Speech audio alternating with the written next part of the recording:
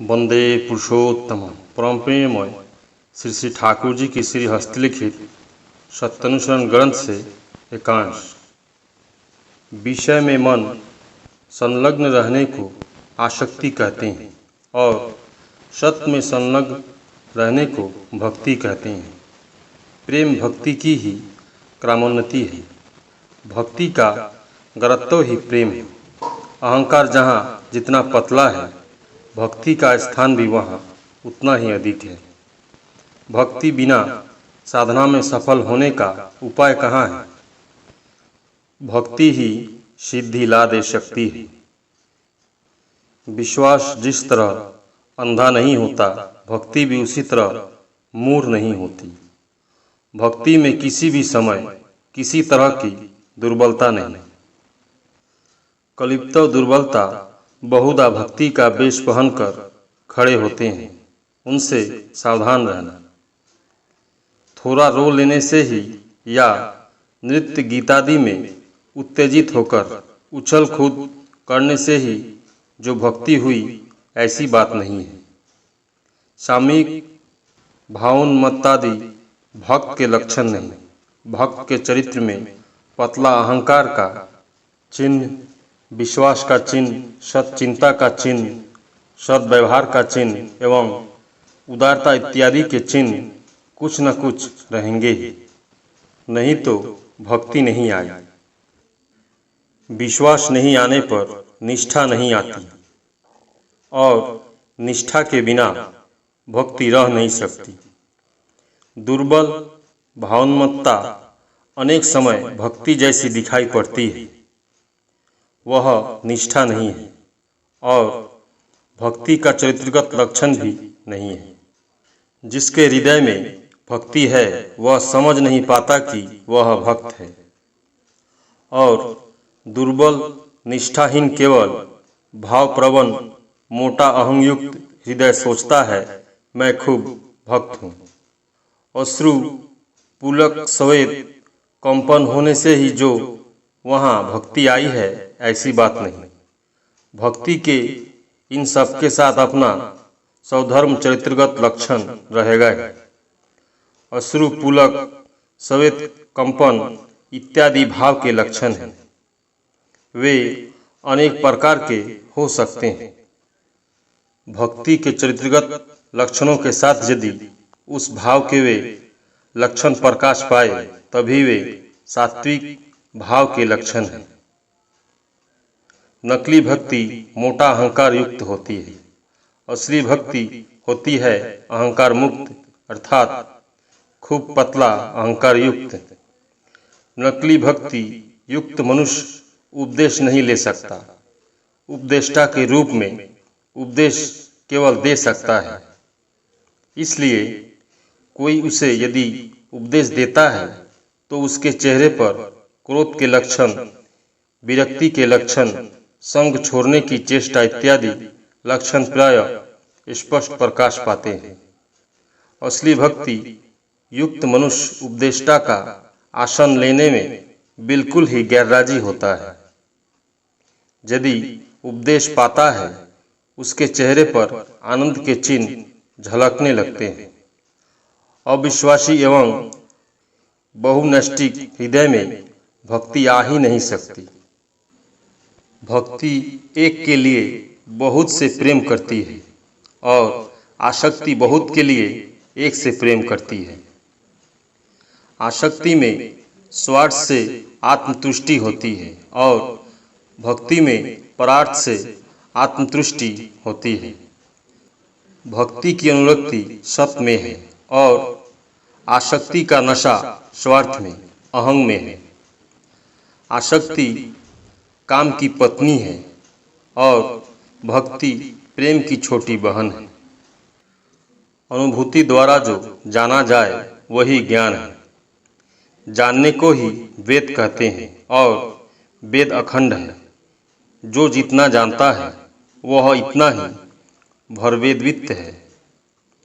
ज्ञान परहेलिया को ध्वंस कर मनुष्य को प्रकृत चक्षु दान करता है। ज्ञान वस्तु के स्वरूप को निर्देश करता है और वस्तु के जिस भाव को जान लेने पर जानना बाकी नहीं रहता, वही उसका स्वरूप है। भक्ति चित्त को सत्य में संलग्न करने की चेष्टा करती है और उससे जो उपलब्धि होती है वही है ज्ञान। अज्ञानता मनुष्य को उद्विग्न करती है, ज्ञान मनुष्य को शांत करता है। अज्ञानता ही दुख का कारण है और ज्ञान ही आनंद है। तुम जितने ज्ञान का अधिकारी होगे उतना भर शांत होगे। तुम्हारा ज्ञान जैसा होगा, स्वच्छंद रूप से रहने की तुम्हारी क्षमता भी वैसी होगी। अहंकार जितना घना होता है, अज्ञानता उतनी अधिक होती है, और अहं जितना पतला होता है, ज्ञान उतना उज्जवल होता है। संदेह अविश्वास का दूत है और अविश्वास ही है अज्ञानता का आश्रय। संदेह आने पर तत्क्षण उसके निराकरण की चेष्टा करो और सच्चिंता में निमग्न हो जाओ। ज्ञान के अधिकारी होगे और आनंद पाओगे। असत चिंता से कुज्ञान या अज्ञान अथवा मोह जन्म लेता है। उसका परिहार करो, दुख से बचोगे। तुम असत में जितना ही आसक्त होगे उतना ही स्वार्थ बुद्धि संपन्न होगे और उतना ही कुज्ञान या मोह से आच्छन्न हो पड़ोगे और रोग शोक दरिद्र मृत्यु इत्यादि तंत्रनाएं तुम पर उतना ही अधिपत्य करेगी, यह निश्चित है। अहंकार आसक्ति लाता है, आसक्ति ला देती है स्वार्थ बुद्धि, स्वार्थ बुद्धि लाती है काम, काम से ही क्रोध की उत्पत्ति होती है और क्रोध से ही आती है हिंसा। भक्ति ला देती है ज्ञान, ज्ञान से होता है सर्वभूतों में आत्मबोध, सर्वभूतों में आत्मबोध होने से ही आती है अहिंसा और अहिंसा से ही आता है प्रेम। तुम जितना भर इनमें से जिस किसी एक का अधिकारी होगे उतना ही भर इन सभी के अधिकारी होगे। अहंकार से ही आसक्ति आती है, आसक्ति से आती है अज्ञानता और अज्ञानता ही है दुख। संदेह से ही अविश्वास आता है और अविश्वास ही है जड़त्व। आलस्य से ही मूर्ता आती है और मूर्ता ही है अज्ञानता। बाधा प्राप्त काम ही है क्रोध और क्रोध ही है हिंसा का बंधु। स्वार्थ बुद्धि की आत्मतुष्टि का अभिप्राय ही है लोभ। यह लोभ ही है आसक्ति। जो निर्लोभ है वही है अनासक्त। सरल साधुता की तरह कोई चतुराई नहीं। जो जैसा भी क्यों न हो इस फंदे में पड़ेगा ही। Honesty is the best policy. सरल साधुता ही है चरम कौशल। विनय के समान सम्मोहनकारी दूसरा कुछ भी नहीं। प्रेम के समान आकर्षणकारी ही और क्या है। विश्वास के समान दूसरी सिद्धि नहीं। ज्ञान के समान दूसरी दृष्टि नहीं। आंतरिक दीनता के समान अहंकार को वश करने का दूसरा कुछ भी नहीं। सद्गुरु के आदेश पालन के समान दूसरा मंत्र क्या है। चलो आगे बढ़ो, रास्ते को सोचकर ही क्लांत मत हो जाओ, नहीं तो जा नहीं पाओगे। जो पहले कूद पड़ा है, जिसने पहले पद दिखाया है, वही नेता है। नहीं तो केवल बातों से क्या नेता बना जा सकता है।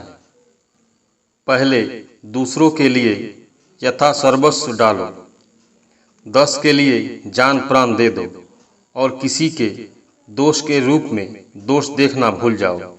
सेवा में आत्महारा हो जाओ, तभी तो नेता हो, तभी तो देश के हृदय हो, तभी तो देश के राजा हो। नहीं तो वे सब केवल बातों से नहीं होते। यदि नेता बनना चाहते हो तो नेतृत्व का अहंकार त्याग करो, अपना गुणगान छोड़ दो, दूसरों के हित के लिए यथा सर्वस्व दाव पर लगा दो और जो मंगल एवं सत्य हो स्वयं वही करके दिखाओ और सभी से प्रेम के साथ बोलो। देखोगे हजार हजार लोग तुम्हारा अनुसरण करेंगे। निर्भर करो और साहस सहित अदम्य उत्साह से काम करते जाओ। लक्ष्य रखो, तुमसे तुम्हारा अपना और दूसरे का किसी प्रकार का अमंगल न हो।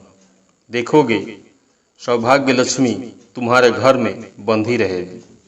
कहा गया है वीर भोग्या वसुंधरा, वह ठीक है। विश्वास, निर्भरता और आत्मत्याग ये तीनों ही वीरत्व के लक्षण हैं। नाम, यश, आत्मोन्नयन का घोर अंतराय बाधक है। तुम्हारी थोड़ी सी भी उन्नति होने से ही देखोगे किसी ने तुम्हें ठाकुर बना दिया है। कोई महापुरुष कहता है, कोई अवतार, कोई सद्गुरु इत्यादि कहता है, और फिर कोई शैतान, बदमाश, कोई व्यवसायी इत्यादि भी कहता है। सावधान, तुम इनमें से किसी की ओर ध्यान मत देना। तुम्हारे लिए ये सभी भूत है। ध्यान देने पर ही गर्दन पर सवार हो जाएंगे। उससे छुटकारा पाना भी महा मुश्किल है। तुम अपने अनुसार काम करते जाओ, चाहे जो हो। नाम, यश इत्यादि की आशा में अगर तुम्हारा मन भक्त का आचरण करता है, तब तो मन में कपटता छिपी हुई है।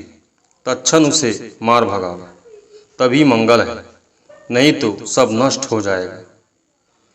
ठाकुर, अवतार अथवा भगवान इत्यादि बनने की इच्छा मन में होते ही तुम निश्चय ही ढोंगी बन जाओगे, और मुंह से हजार कहने पर भी कार्य के रूप में कुछ भी नहीं कर सकोगे। यदि वैसी इच्छा रहे तो अभी त्यागो, नहीं तो अमंगल निश्चित है। तुम जिस तरह प्रकृत होगे, प्रकृति तुम्हें उस तरह ही उपाधि निश्चय देगी एवं तुम्हारे अंदर वैसा अधिकार भी देगी। इसे नित्य प्रत्यक्ष कर रहे हो तो तुम्हें और क्या चाहिए। प्राणपण से प्रकृत होने की चेष्टा करो। पढ़कर पास किए बिना क्या यूनिवर्सिटी किसी को उपाधि देती है। भूलकर भी अपना प्रचार करने मत जाना, या अपना प्रचार करने के लिए किसी से अनुरोध न करना। ऐसा करने से सभी तुमसे घृणा करेंगे और तुमसे दूर हट जाएंगे। तुम यदि किसी सत्य को जानते हो और उसे यदि मंगलप्रद समझते हो, प्राणपण से उसके ही विषय में बोलो एवं सभी से जानने के लिए अनुरोध करो।